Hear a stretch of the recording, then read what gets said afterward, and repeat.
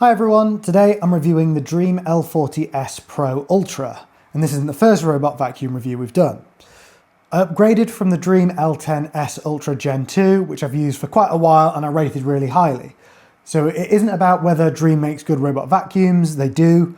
This is about whether the L40s is worth upgrading or whether you should save your money and stick with the L10s.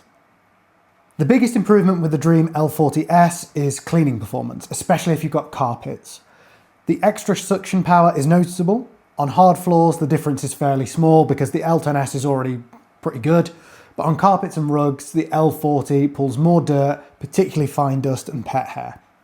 Obstacle avoidance is also improved. Both models are good, but in the L40s, it's just better at avoiding smaller items like cables, socks, or random clutter.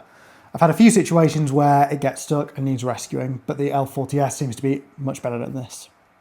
One of my favourite upgrades is the anti-tangle brush on the L40s. It works really well, even compared to the optional anti-tangle brush on the L10s, which cuts the hair. I still found myself having to remove wrapped hair manually.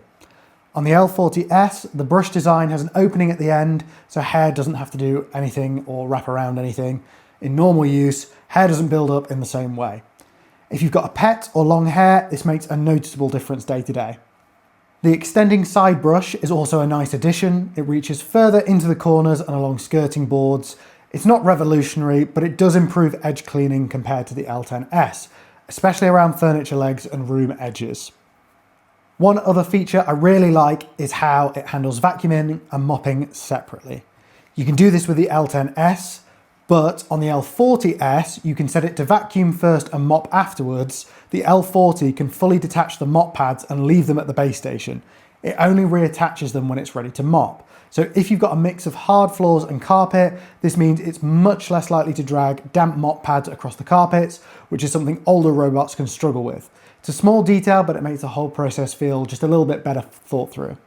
The app experience is pretty much the same between the two models. If you've used the L10s, you feel right at home. Mapping, scheduling, room control, it all works the same. The L40s also lets you view a live camera feed so you can see where it is if it gets stuck. In practice, it's more of a gimmick than something you'll use often, but it can be handy occasionally. Both models offer strong automation with auto-emptying, mop washing and drying.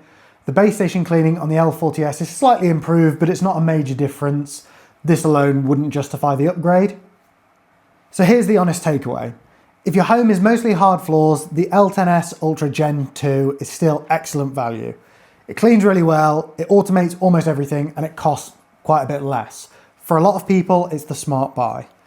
If you've got carpets, pets, or mixed flooring, the L40s Pro Ultra can make more sense. The extra suction is better hair handling, improved obstacle avoidance, extending brush, and the ability to detach the mop pads, it all adds up in daily use.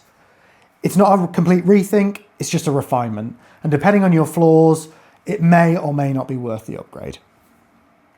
If you want to see my full review of the L10s Ultra Gen 2, you can click the link in the description, and there's a bubble up there somewhere.